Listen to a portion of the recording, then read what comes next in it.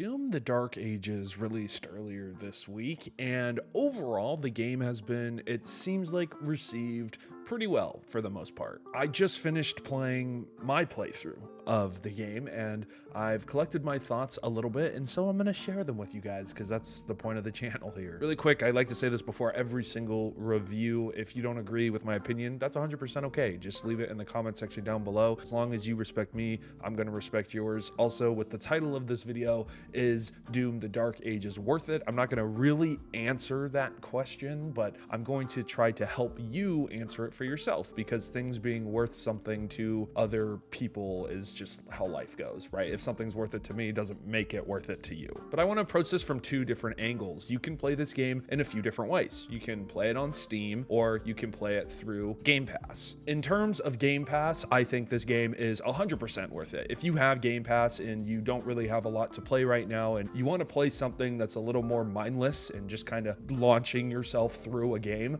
this game is perfect for that. Most people have Game Pass and either on their computer or on an Xbox console, and again, it's very much worth it. Now, should this game take priority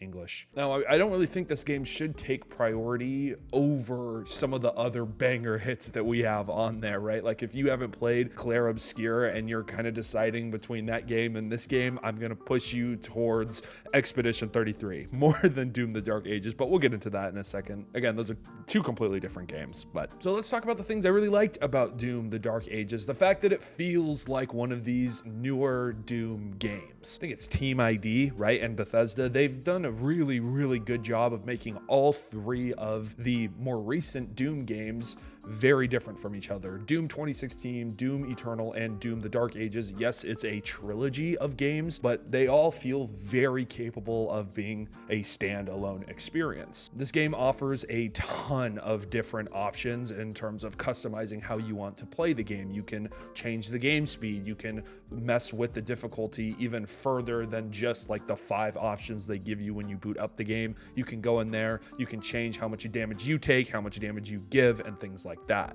Honestly, I feel like this game is the most accessible for new players out of the 3, and I'll touch on that in a little bit when I get to the negatives here. But this game runs incredibly well. This game is very smooth, and it's actually such a good looking game. They've really nailed this style in terms of art and visuals for how gory this game is. As this game progressed, I felt like it got gorier and gorier, right? Even compared to Doom and Doom Eternal, I thought Doom Eternal was like almost on the border of being grotesque of how gory it is, and this game takes that even further. But it's really cool to see, and I actually really enjoyed playing through it. The set pieces here are something I'll touch on too in a little bit, but I think overall the game's aesthetic is absolutely amazing, and I think that this kind of medieval-esque dark age environment fits Doom really well, and I hope if they continue to make more Doom games, we get the Doom Slayer in different environments, because at times it's just straight out funny to see the Doom Slayer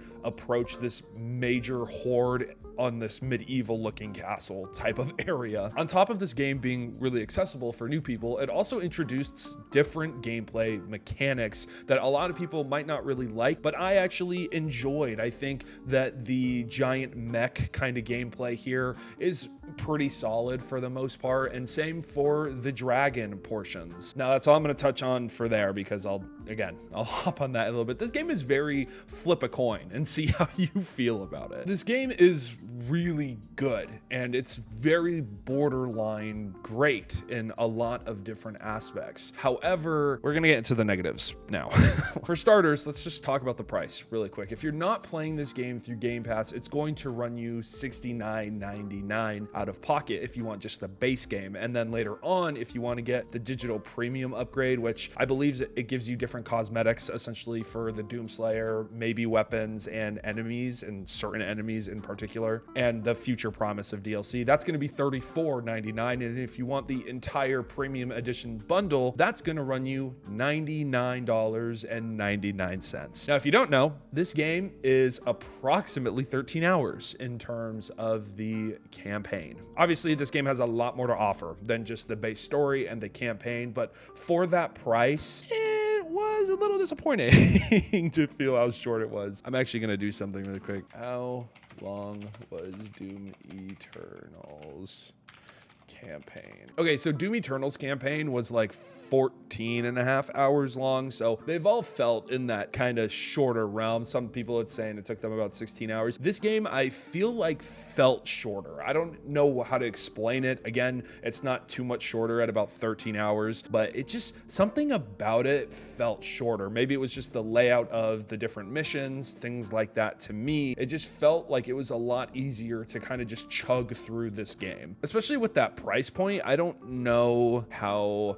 that makes me feel, because obviously money is different for everybody, right? If you have the 70 bucks to throw at this game, that's totally fine. I don't know. I don't think that for especially the $100 and the future promise of DLC being a big portion of that is something that really makes a lot of sense to me. That's enough of that though, because that's a whole different controversial powdered keg. Let's talk about some of the things that I found just kind of middle of the pack on. I liked the weapons in this game. Were they particularly memorable? Most of them, not all of them, honestly. I really liked, I think my most used gun was the one that's kind of like the Needler from Halo. I really liked that gun. The shield opens up a little bit of possibilities, but I feel like they really could have done more with the shield. I don't know. There's different upgrades that you can get in this game, which does make the shield and the guns and the hand-to-hand combat a little better. But I would have liked to see maybe a little more customization in terms of that upgrade tree, that skill tree. When you first find one of these shrines where you can upgrade the Doomslayer, you essentially get three options. You get your gun, your shield, or your melee. And then in the gun, you have each weapon. So you can really upgrade and kind of customize how you play the game a little differently. And I feel like this is a good thing because it does make you want to play the game again, because gold, at least for me, and I was trying to look for it, I felt like was very sparse in this game. So I didn't get to upgrade everything that I would have really liked to. That's not to say that the guns are bad or that the upgrades are bad. Some of the upgrades are really cool. Like you can throw your shield into an enemy, and when it's stuck in the enemy, chainsawing them, you can then shoot the enemy and it kind of bounces off and hits other enemies. I think that's really cool. Same with like the Needler. You basically get the Needler gun from Halo because you upgrade this gun and you start shooting enemies, and once they get full of it, they explode and the spikes kind of go out and hit other enemies. That's something that I really like. I like that. But I just kind of thought that there was going to be more, and I kind of wish there was more, but that's not really a negative in my opinion. What is a negative though, the dragon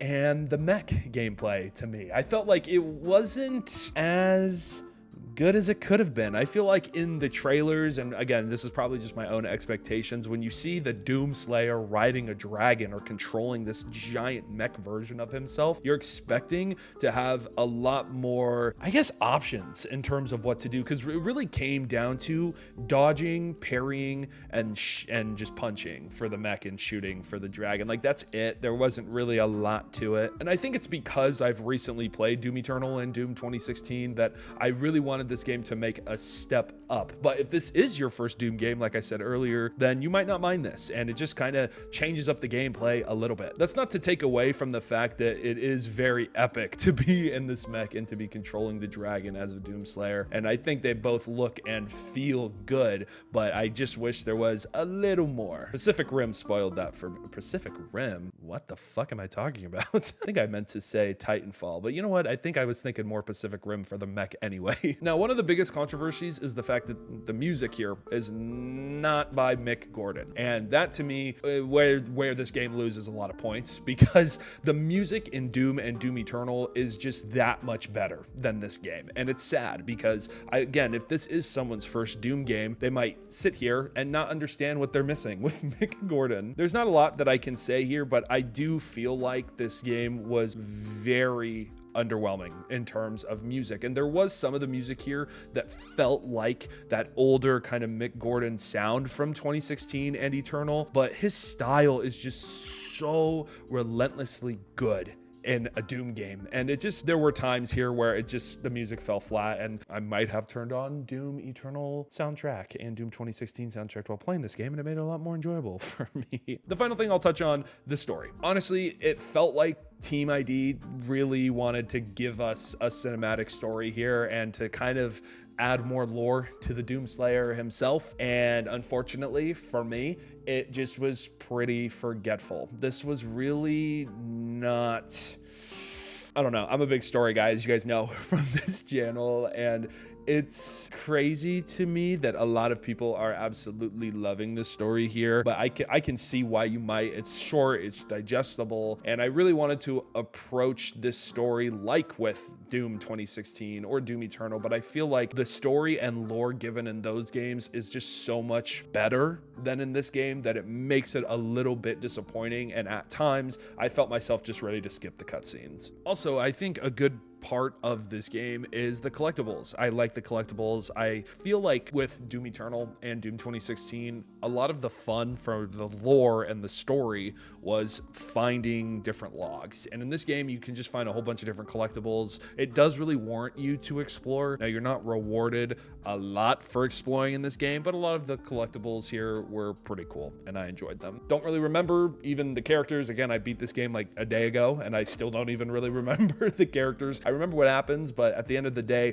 most people aren't here for a story. They're just here to kill things, and I totally get it. This is definitely, though, the weakest story for me out of the three that we've gotten, but that's okay. Again, I don't want to steer you away from doing the Dark Ages. If this is your first Doom game, then just don't expect the story to be very good.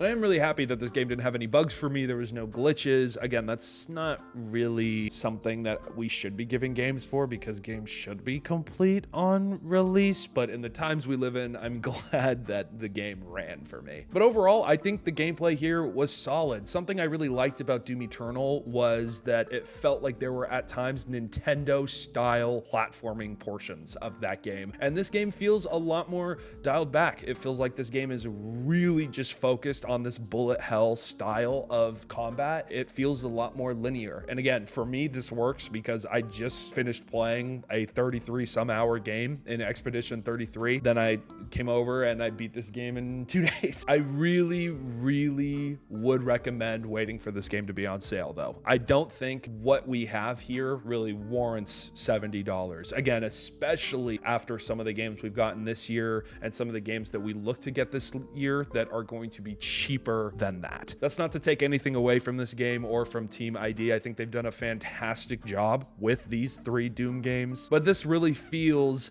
like a different flavor of Doom 2016 and Doom Eternal, and just not as good as those two games are. Again, this is how I see it, right? If Doom 2016, for most people, that's like a 10 out of 10 Doom game, okay? Doom Eternal kind of depends on who you ask, a little more controversial. That's like a 9.5 to 9 for a lot of people. I think this game is like an 8.5 or like an 8. I don't think this game is bad by any means, and I can see why some people, this might be their favorite Doom game. It's a lot more accessible, it's a lot more simplified, and I feel like a lot of the weapons and just the gameplay mechanics are more geared towards you're just going straight in, and you just don't have to stop. And I think that is a good thing for a lot of people. I mean, the parry mechanic is cool. I really like that. I think that a lot of enemies felt the same. And if you're someone, like I said, that's just trying to blow through a game to blow off steam, this is a really good game for that. But in general, I think Doom the Dark Ages is worth it if it's on sale or if you have Game Pass. And I mean, if you are a huge Doom fan and you want to pay that $100 for the premium edition,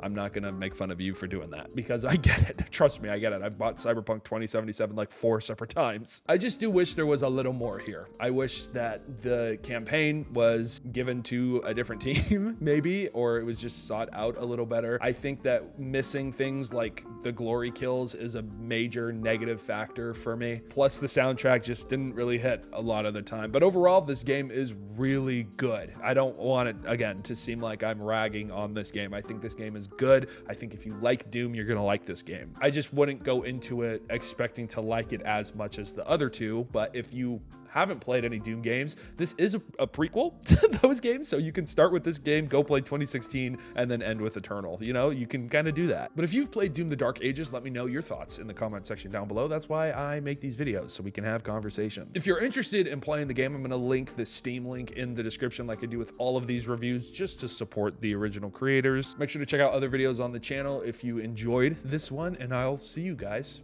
in the next video. Peace out.